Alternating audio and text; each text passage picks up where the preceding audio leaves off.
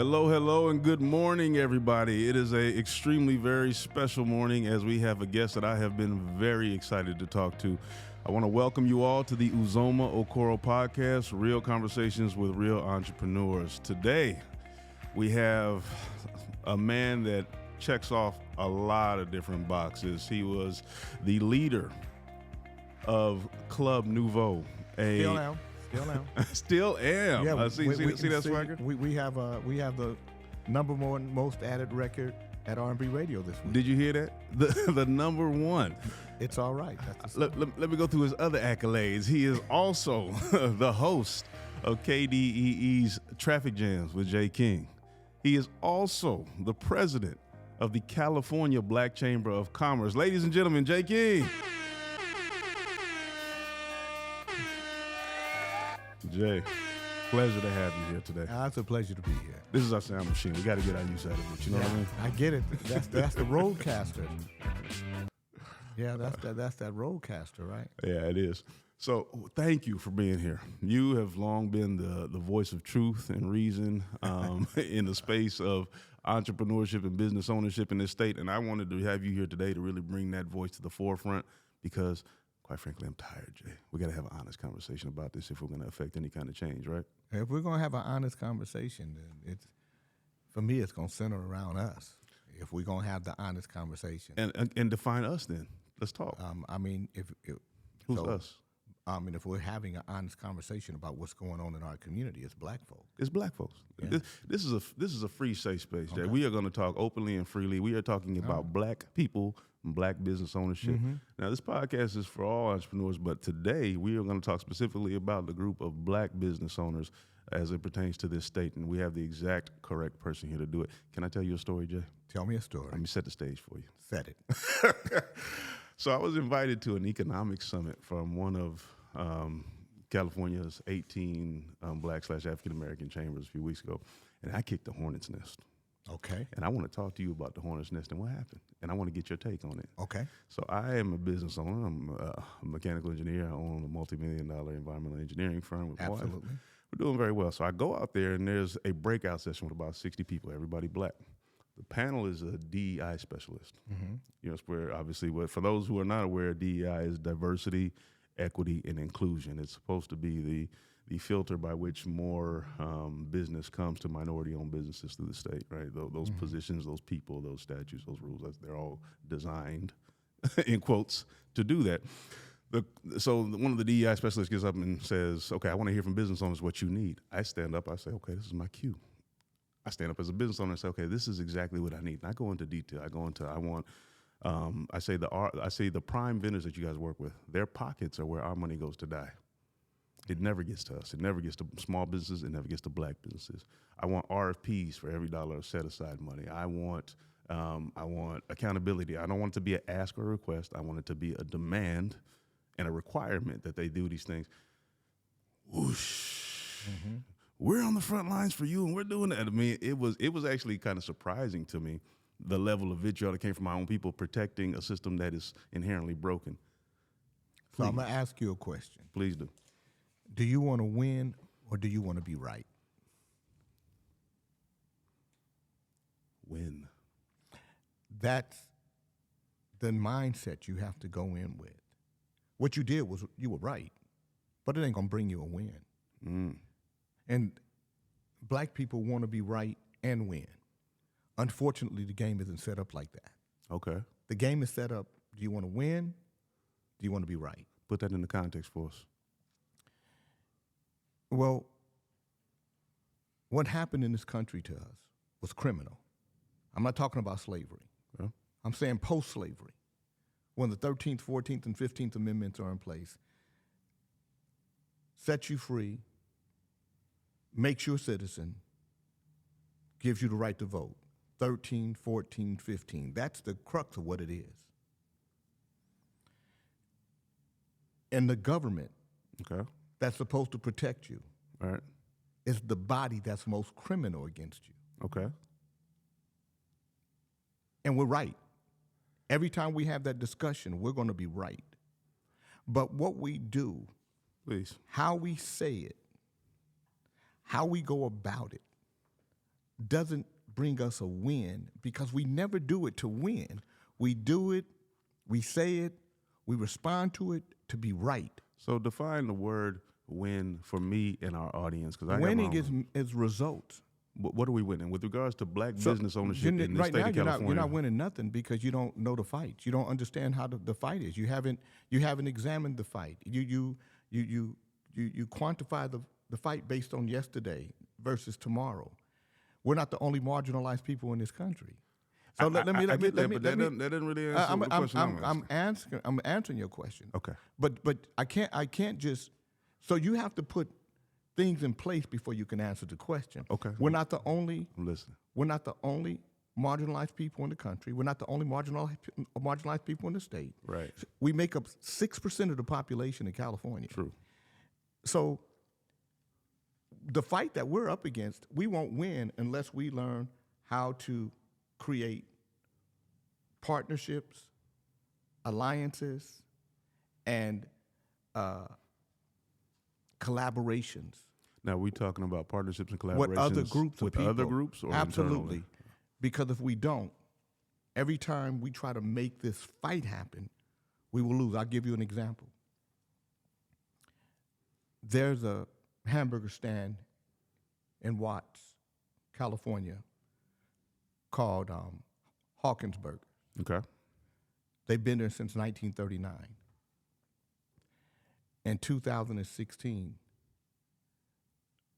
Caltrans sent them a letter saying, hey, we bought this property adjacent to yours or next to yours in 1972. We want to sell it to you. Okay. They said, yes, we want to buy it. Caltrans comes back and says, we can't sell it to you. It's got to go to bid. But by the way, part of your building is on our property. You're going to have to knock part of your building down for us to take this to bid so you can bid with other people to buy it, but we can't just sell it to you. Right. Now, this is a business that's been there since 1939. Right. Caltrans bought it in 72.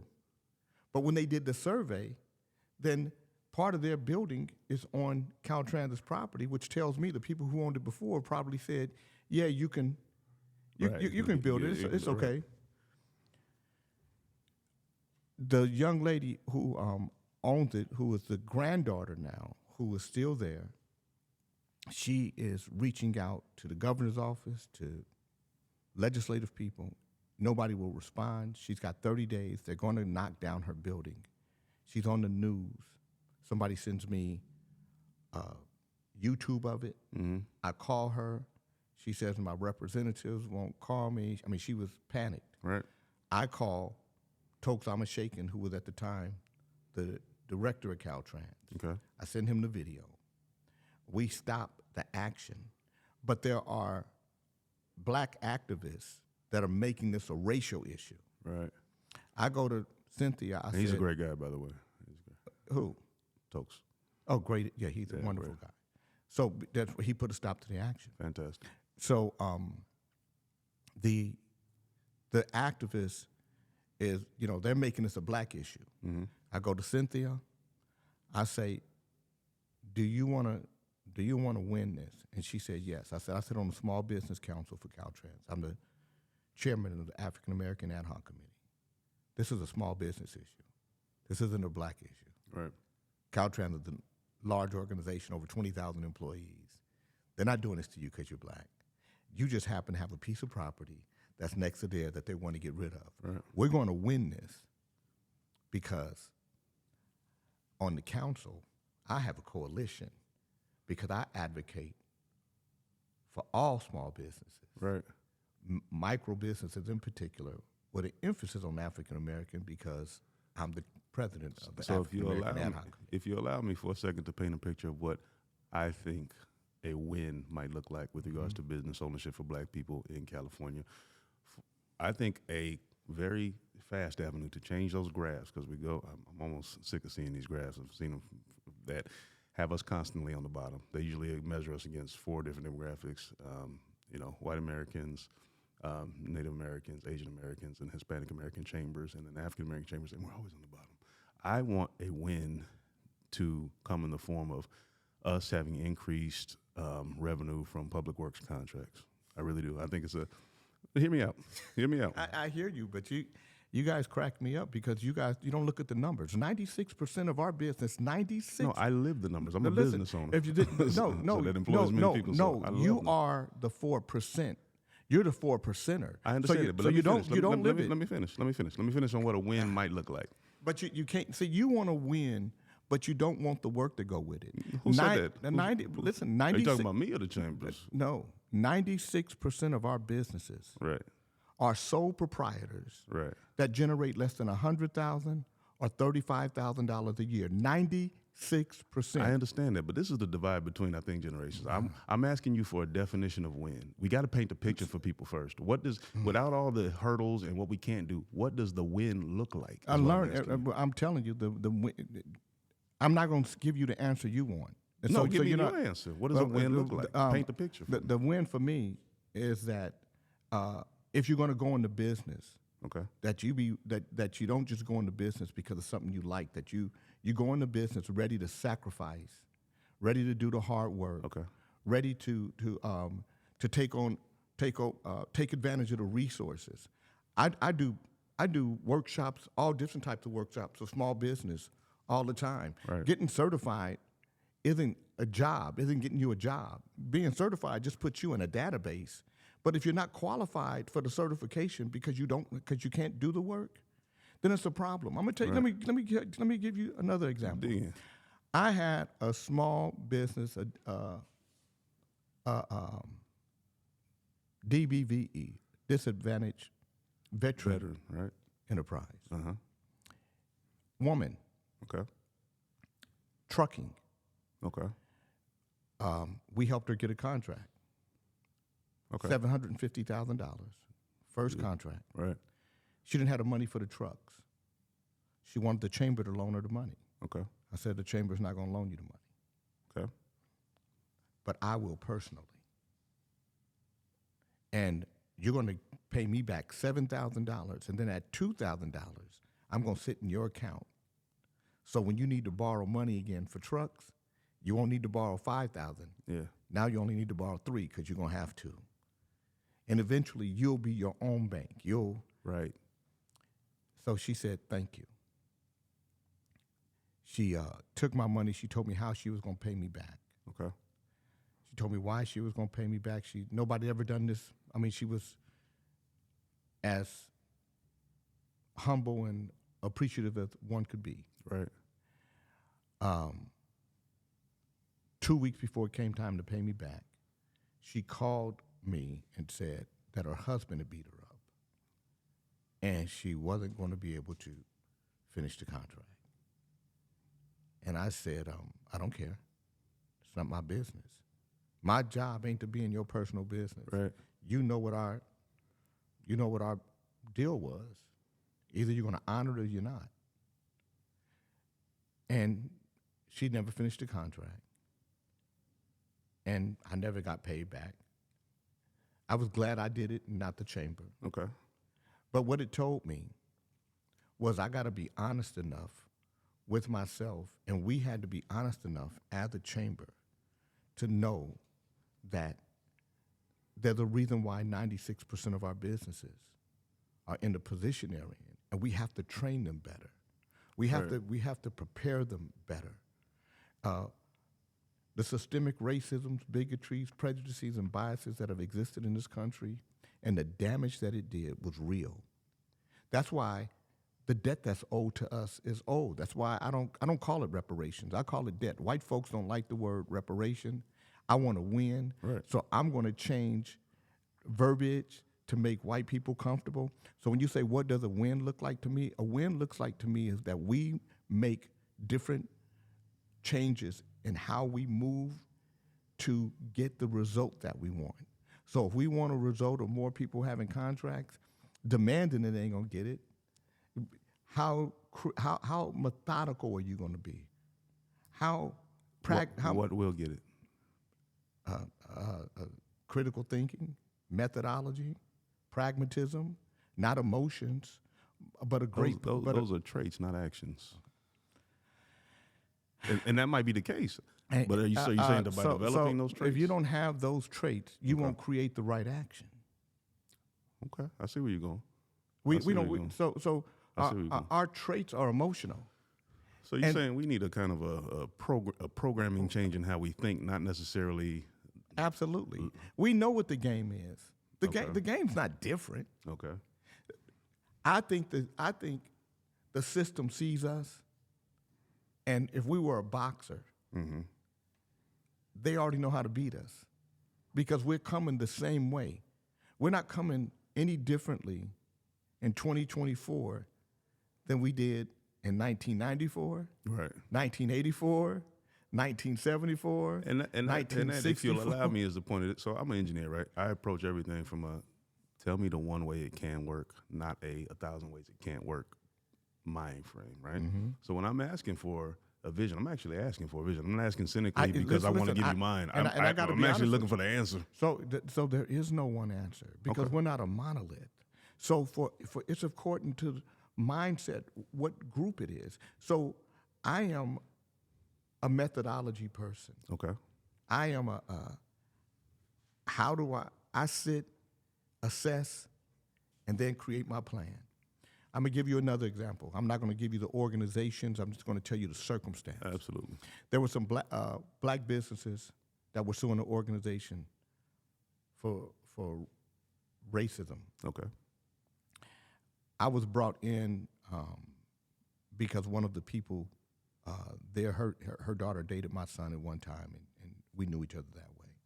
She was in Los Angeles. I just happened to be at my house in Los Angeles. And she came by, told me their situation. I met with the group. It was 6 of them. And they were in a lawsuit. Nothing was moving. They were losing money. Money was being taken from them, state agency. And they told me what happened. So they had a lawyer. And I said, if you guys want me to get involved, you have to stop the legal action. Okay. And they said, that's what I said, if you want me involved, you have to stop the legal action. Because the way I work, I have to be the guy bringing the solution. Okay. If I step to them with your legal action in place, then I'm just like everybody else. I got something I need a solution from you on then. Okay, hold on. Let me finish. Let me finish it. Please. So I met with an agency that was over them, who they got the contract from. Okay. I met with the director of that agency. She set up the meeting with the organization's president because she wouldn't meet with any of them. She met with me, and then she brought her lawyers in. And just to make a long story short, not only was I able to fix the problem, expose the incompetence of the lawyer, and just because somebody is the same color as you don't mean that they know what they're doing, or they're going to do the right thing, or they're going to have the right motive. Mm-hmm. So I exposed the incompetence of the lawyer, and not only did I get them money back, get them a better position, I brought them a better relationship because I wanted to win. Yeah. I wanted, so I get those businesses are now thriving because every fight doesn't have to be a fight. It can be a thought. Sometimes it's communication. Sometimes it's misunderstanding. Sometimes it's a difference in culture and presentation. So somebody has to be the interpreter of all this and create that bridge. And you've been very successful doing that. That's why I actually have an affinity to you, because you have a let me do something about it mentality. It's not a let me sit back. I have something that I would like you to, let's go through a thought exercise and see if I can get your take on what the solution is. So you mentioned we're not a monolith. Right. And before that, you also mentioned we need to liaise with other organizations in order to have an impact, because we're only 5-6%. We got 18 black or African American type chambers in the state, right? No, more. More. How many now? That's according to, that's probably over 30, 32 chambers. My experience has been, I'm an active member of some of them, and I can't be of all of them, is that there's competing philosophies. There's not really a lot of crossover in the leadership. Let me just be blunt. A lot of y'all don't like each other. Why is that? I think that's. I mean, it's not that people don't like each other. They don't. They don't have the same mindset. That's fair. I have chambers that are under my umbrella, Right. that understand my philosophy, Okay. that work the way I work, that understand the collaborative theory on how to grow, build, and be effective, who look at their chambers as businesses. So if I can't run my chamber of the business, if everything I do is based on somebody giving me something, Right. then I'm in trouble. Right. My chamber has to be viable enough that it creates its own income. And people who want to give you a grant, people who want to be on their membership and pay a membership fee, that's just gravy. If you can't make point. your So every chamber chamber should run a business, is what you're saying? it should run itself as a business. Run itself as a business. Yeah, how can I tell you about business I agree. if I don't run my chamber as a business? I actually 100% agree. I've never actually thought about it that concretely along that lines, but that's a fantastic point. Still, and how many of the 30 some odd would you say are actually running themselves as a business? I mean, I deal with about 10, Okay.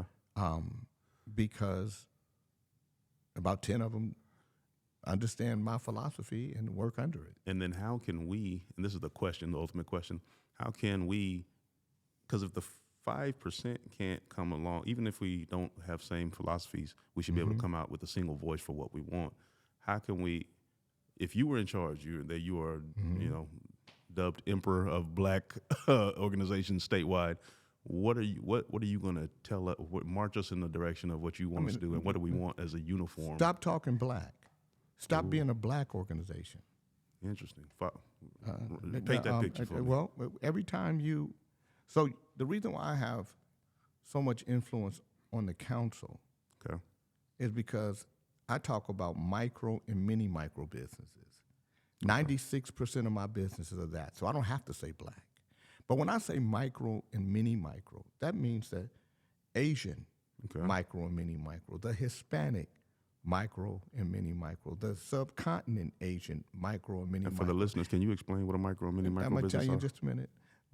The native micro and mini micro, the woman micro and mini micro. These are all of the groups that the federal government say are disadvantaged. Mm-hmm. A micro business generates less than $100,000. A mini micro business generates less than $35,000 a year. Not profit, total generation. I'm following you so far. Don't forget the original question. What are you? So, What are I'm you? telling You're you. leading So, us to the promised Yeah, land. I am. So when I speak, and because I talk in that manner, and when I say things like blacks aren't the only marginalized people in the state, other groups say to me, "Thank you for saying that," because when they see us, Interesting. they see us as only fighting for black folk. Okay. So I want to take that. So we got to take that stigma off of us and say, no, I'm fighting for righteousness. I'm fighting to make the state better. I'm fighting for those who have been, and I don't care what group, even white micro, mini micro businesses are being mistreated and overlooked. So you're having a rising tide raises all ships kind of mentality. Not just that. If 96% of my businesses are that, I'm really fighting for me, but I'm helping everybody else. And so everybody else is fighting for me while they're helping themselves too, because I haven't differentiated anybody. So when I go to speak, the same way when I went to speak for Hawkinsburger and Cynthia Hawkins, when I spoke, all small businesses said, we agree with him. Okay. Because I didn't fight for I didn't fight for a black business. I fought for a good business that happened to be small, and the woman just happened to be African American. We have to change the way we navigate. But you're saying we got to stop asking, and then if you're saying that if we're fighting for all businesses, at the end of the day, even You if just you asked still me ask, you asked me how would I what would I do? So these are the things that I would do. Now, whether you like it or not, So you No, might. I'm digging. I'm just Okay. digging in deeper into Okay, so- what that means. So if you're saying, okay, we're gonna take the verbiage of black off of it, and now we are part of this bigger pool. Is that what you're saying? No, what I'm saying is this. I understand. You don't have to tell me I'm black. I wake up in the morning and I'm black. I live being black. Right. I don't have to. But I know that as I navigate in different corridors, we talk about, and I'm just going to go here for just one second. We talk about DEI, diversity, equity, and inclusion. Right. So I say to black folk, the same thing that you demand, be it. If you're looking for somebody to be diverse, equitable, and inclusive, look at yourself. Is everybody around you like you? Okay. Does everybody around you sound like you? Are you looking out for everybody around you like you? Because if you're doing that, then you're not very diverse, equitable, or inclusive. So if you're going to demand it, Okay. you got to be it. So let's say your vision happens. Let's say, okay, again, it's happened. It's a new day, and draw a straight line from that to how black businesses economically prosper now from this new model. Great question, and I'm going to tell you how. When you look at different groups, they have a system in place because they have community to base it around. But in those systems, whether it's that little bitty mini micro business, you ever see the Mexicans on the corner selling fruit? Right. There's a margin there. Okay. They do that every day. There's a system that they have in place, whether it's where they buy, how they buy, Right. how they, some of it's going to be some waste if you don't know how to sell your product right, or if you bring too much product out to this particular area. Right. They have a system that we can learn from. You look at the convenience stores, mostly Middle Eastern and Indian, right? Right. They have a system that they work from. There's a margin there. Okay. There's a profit margin. They know how to stay in business. We get to glean from these folks because now we're not separated. Now we're integrated. So we get to learn, sometimes partner with other ethnicities, other organizations, other people to build our value. I'm going to tell you. Give me a practical example because I'm losing you there. Okay, I know. So Paul Petrovich gifted the California Black Chamber a piece of property over on Del Paso Boulevard Okay. that right now has an ATM on it that brings me $2,500 a month. Okay. But I can build a fast food or restaurant or a Starbucks or whatever. He also gave me a piece of property in Woodland that's a half a block long that I'm going to build affordable housing. Okay. Now, he gifted them to me. Okay. Paul Petrovich is a white man Right. who's a billionaire Okay. who was discriminated against by the city of Sacramento when he built Crocker Village. I stood with him because it was wrong. Right. So when the mayor said, "Why are you supporting Paul Petrovich? He's a rich white man," and I said, "Because this city is run 77% by rich white men. If you can treat him that way, I don't stand a chance." And So I want to. so let me finish. Let me finish. I want to make sure. But God, I got. no, you can't. You can't interrupt me if you don't let me. If you don't You're make right. me, let me You're right. make the Yeah, statement. please go ahead. So stop. Let's stop for a minute. Do you want me to answer your questions how you want them answered, or do you want me to answer how I answer? You're stopping yourself now. Now I'm asking you a question because if you want me to answer how you want to answer, I'll let you do this interview yourself. But if you're going to let me answer, let me answer. Please. Paul Petrovich is a white man Okay. who could have gifted this property to anybody, but because I was open enough to see what the issue was, when everything came around, he didn't gift a white organization. He gifted the California Black Chamber. Kabal Singh is another guy who's in Del Paso Heights who owns a lot of property, a lot of gas stations and convenience stores. He's a builder.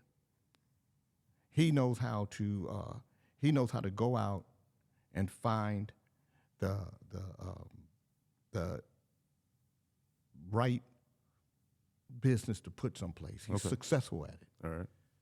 I called Kabal Singh and said, Kabal, I need you to help me to create another revenue stream for the chamber. I want you to look at these two pieces of property. Fair enough. So now I'm in a partnership with Kabal Singh for the two pieces of property. One, to build affordable housing Okay. for sale in Woodland. The other, to build the right kind of fast food restaurant, healthy, in Del Paso Heights. That's impressive. But it's because of the openness collaboration. of that the you were talking about. collaborations, because of the diversity, because I have a relationship with Kabal Singh. I didn't just have it. I didn't just pick it up and call him. And I built a relationship with him. I helped him in his situation. I helped Paul Petrovich in his situation. So you say, how does it elevate? This is where the elevation is. This is how our businesses are going to elevate, because we'll be able to glean from. We'll be able to I agree with you. I agree with everything you said. But so when you said you agree with me, but then you But say, I'm confused. I want to be able to ask you a question so I can get unconfused. So you got to allow me to insert a few. My question is, I'm trying to draw a line because, again, I'm a very linear person. And I'm not making your argument for you. I'm asking you a question. You're saying we have to kind of dispense with the word black as opposed to our business and collaborate on a wider scale in order to be successful. Is that the main driver? What I think is this: if we want to win, we know that just emphasizing us being black businesses Right. has us where 96% of our businesses generate less than $100,000. Something's wrong with our formula, with the way we do it. So maybe we should change our formula. That's number one. Number two, if we can learn from somebody else, why not learn from people that are already successful? Why do we, and we live in a world that's changing.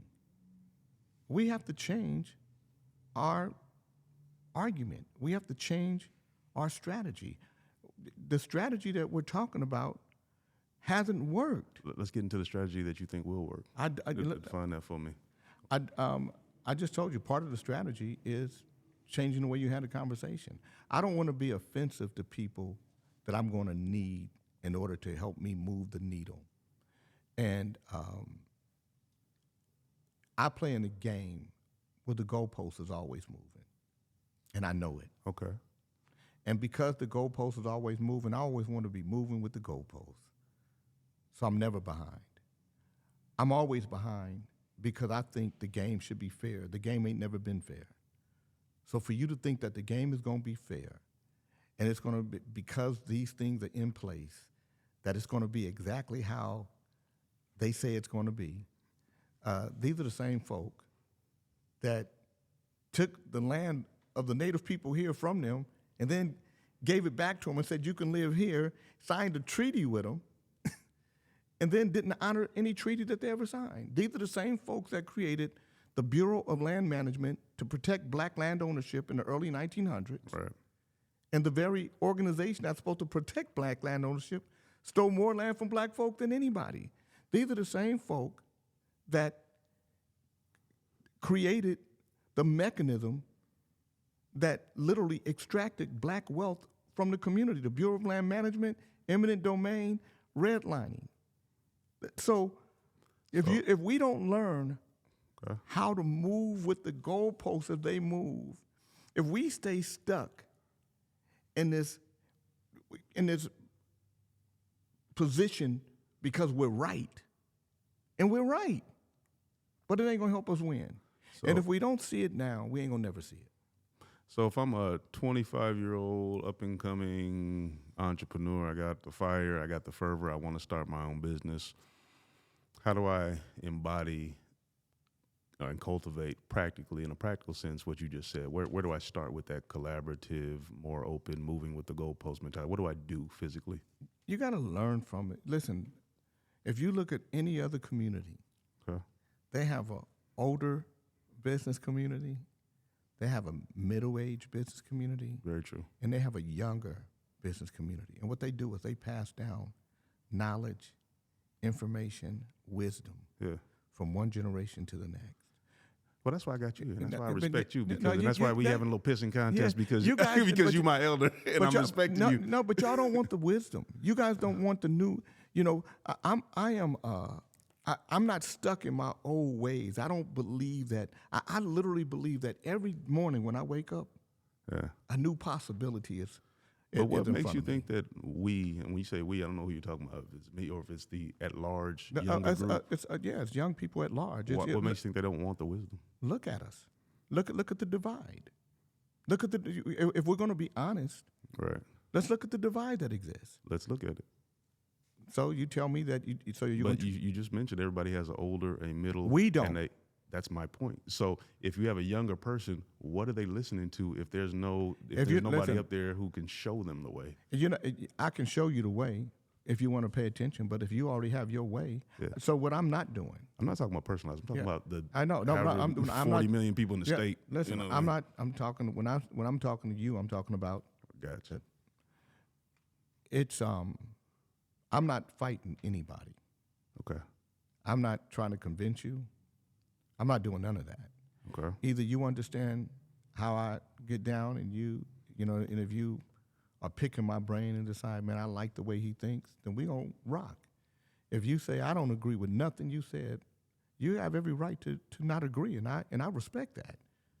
And that's why I said we're not a monolith. Everybody's not going to agree with me. Right. There's a reason why I only work with 10 chambers when there's 32. Everybody don't agree with me. I don't think it's people don't like each other.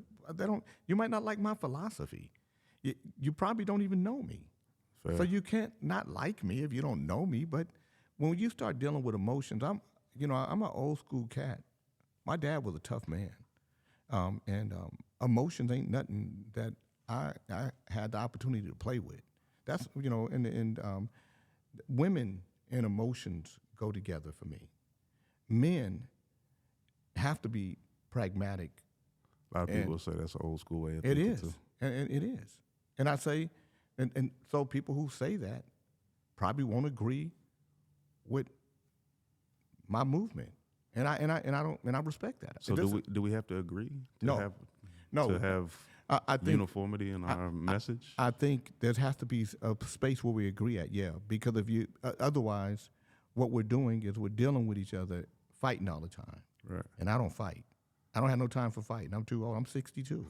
I enjoy my life. I have a good life. You're a young man still. Yeah, I mean, hey, I'm 62, and I know the difference from 62, 52, 42, 32. I know the difference, and I've learned that everybody's not going to agree with me. Everybody isn't going to like the way I say things. Right. I'm pretty direct and blunt, and I'm not going to change those parts of me. Although there are things about me that I will change because I'm learning and growing, and I can always change positions. So I'm not married to any one position. I learn just like anybody else, and the day you stop learning is the day you start dying. So the 25-year-old needs to find somebody like you to mentor them? I don't know. It's according to who the 25-year-old is. Not every 25-year-old is built the same way. There's going to be some that say, man, I swear by Jay King, that's my guy. Right. There'll be others that'll say, man, that dude is old and outdated. He still think that I shouldn't have emotions. This is, I believe that today's world, men are very effeminate. Okay. And you think that has an adverse effect on business, or what's the I point think of it saying has an that? adverse effect on manhood, and that we live in a world where you can't say certain things because you can be what they say. This is a safe space. Yeah, You no, can say no, what no, I don't care. Every space is a safe space for me. I There you don't live in an unsafe space. All right. I'm not going to change how I feel for the next conversation. So draw a line from that to how you think that affects us as a people. And I as a just think business. that emotionally, business don't have room for emotions. Okay, I see where you're going with that. Business don't have room for emotions. Business don't care about that. Business care about how functional you are. What kind of protocol you have in place. Okay. How effective you are as a marketer? How do you interface So with your I think clientele? I've landed on pay dirt and what you're kind of saying. So you're saying it's not really a strategy change; it's a mentality change, and everything Absolutely. else will follow from the mentality. In the mentality comes a strategy. Okay. The mentality, of we shall overcome. When I hear, no justice, no peace, and every time we march and we do that stuff, that's exactly what they want us to do. Yeah. Because they know that we can't carry that on forever. It's too exhausting. Right. That emotional thing is too exhausting. But if you said, I ain't gonna spend money this month, I ain't going to the movies, I ain't buying beer. Right. And you get everybody on your block to do that. Now, oh shit, we ain't never seen them do that before. When if they see a shift, Okay. if they see you, everybody in the community saying, man, we're gonna put $20 on the wood, and we're gonna invite these candidates into our neighborhood, and we're gonna vote. Now we change things. So when we start changing our habits and the way we respond to certain things, Right. that's when you'll see people go, "Oh shit, this ain't the same. This ain't the same thing." So give me the top 3 points. Killer Mike did a revolt something a few years ago, and he laid out, he said, Black people, we need a 10-point plan that we can give to every level of government, city, state, federal, and say this is what we want as one voice. What would be the top 2 or 3 things on your list? A politician comes and says, I'm going to give you everything you want. I don't want your complaints. I don't want to hear about the past 40 years. I'm going to grant you like a genie everything you want. What's the top 3 things on your list? I think the first thing would be the debt paid. Okay. Pay the debt you owe for the crimes you committed. The crimes you committed against a people just for being Black. How much would that be? I don't think it's just monetary. I think it's a culmination of things. That I don't need money, but I don't want to pay taxes for the next 10 or 15 years. Let my money be tax free. Okay. I want so I think there could be a financial piece. I think it should be like a smorgasbord, where maybe there's 12 or 13 categories, and you get to pick 3. So it could be education, Okay. home ownership, business loan, low income 1% business loan, health care, tax relief, debt relief, financial, $300,000, $400,000 one-time payment. Mm-hmm. So let's just say that you took a $300,000 one-time payment, Right. home ownership, and education. Okay.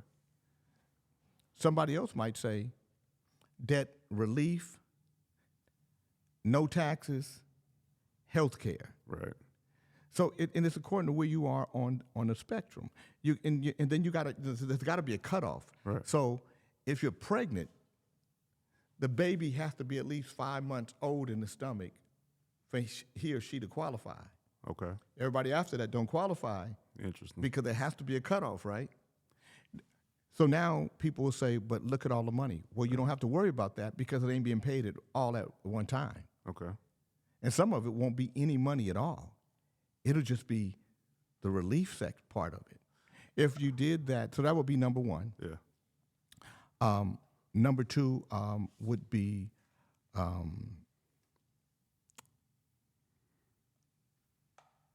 what would be number 2 be? Number 2 would be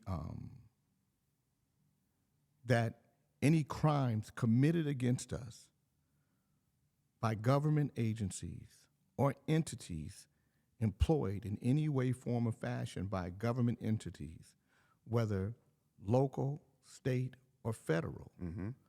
that we get $1 million minimum. I'm following you. If there's a death that occurs, we can get up to $50 million. Now you got police. Now you have law enforcement on, because now the government. I see where you're going. I got a question for you, but I want to let you finish your third one. What's your third one, too? My third one would be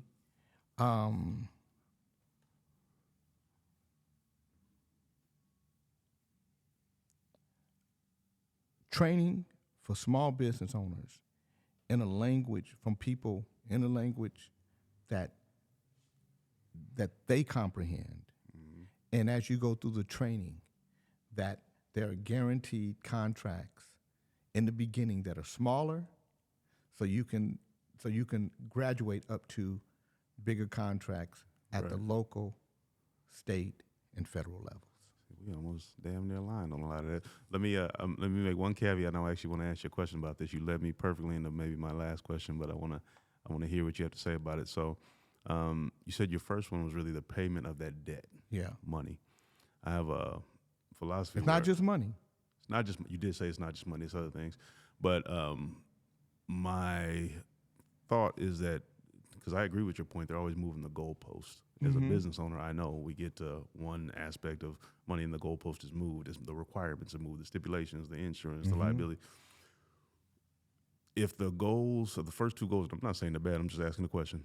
If the first two goals are in terms of money, but they still have the power, we're not accepting payments for houses from monies that come from reparations. They can move the goalpost. Again, so I don't make a problem when there is none. So you got to first be. Fair enough. So this is what we've agreed to. Now, and it ain't reparations. It's a debt owed. White people don't like the word reparations. So you're using the word debt owed. So I don't want to use the word. Again, black people just want to be right. That's what it's not what it is.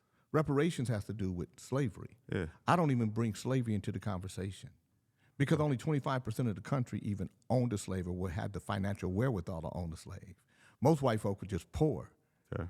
So now, and the water gets too muddy because it was legal. Whether it was humane or not, it was still legal. I deal with the 14th, 15th, and 16th Amendments because they're in the contract, they're in the Constitution of the United States of America, and you, America, went against your own Constitution.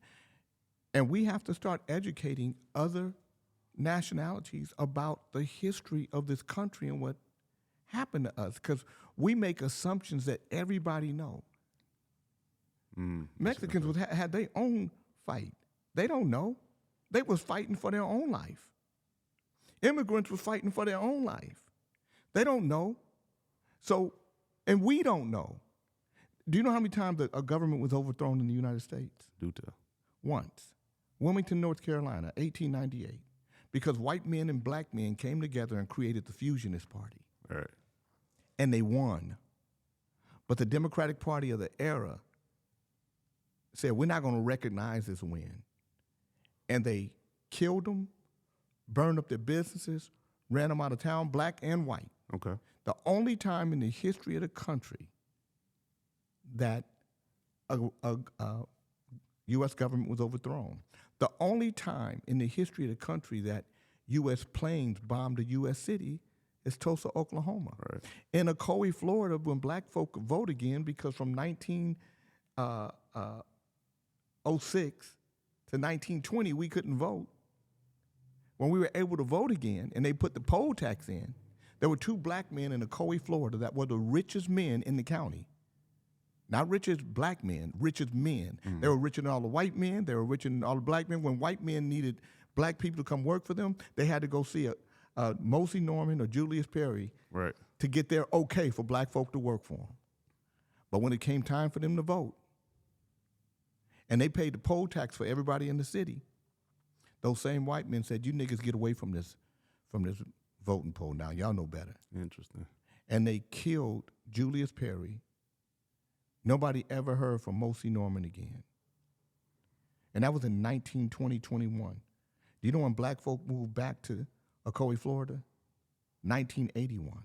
So all of the assets, all of the land, all of the money, all of it, because they burned them out. They ran them out of town because the Ku Klux Klan on voting day came through the city and said, you niggas better stay in your houses. But this happened all over the country. In 1919, read about the Red Summer, the most violent summer in the history of America. 25 major cities had riots because the end of World War I Right.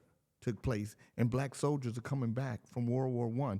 In 1917, on the floor of Congress, congressmen say the greatest threat to America is the Negro soldier coming back from war, believing he has the same inherent rights as a white man. This is white man country. We got to keep our foot on the neck of the Negro, or he's going to ask for better pay and better housing. That's Congress. In the White House, Birth of a Nation, which is about white supremacy and the Ku Klux Klan, is playing in Woodrow Wilson's White House.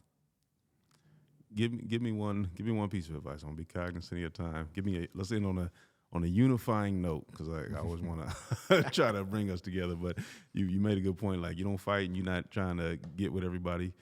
So if we did, let's just say in a perfect world, these 30 plus African American and black chambers wanted to come out, you're in radio. Give me the short bumper sticker tagline that we are all asking, the California legislator to do this for us. Give me the short version that we can all kind of get behind, whether we agree with it or not, understand it or not, something that we should say. I don't know if I had that answer, and I'm not going to try to make it up.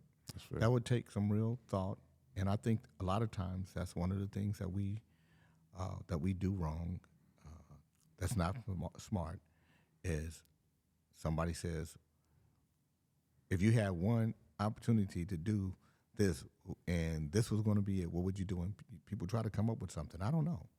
If I knew that answer, I'd be in the Smithsonian. That's the perfect ending. I don't know. Sometimes it's the most helpful 3 words in the English language. I don't know. So we'll end there, and we will continue to fight the good fight. This has been an absolute pleasure sitting with you, Jay King. Sure. You are the man, the myth, and the legend. And thank you so much for joining the Uzoma Okoro podcast. My pleasure. My pleasure.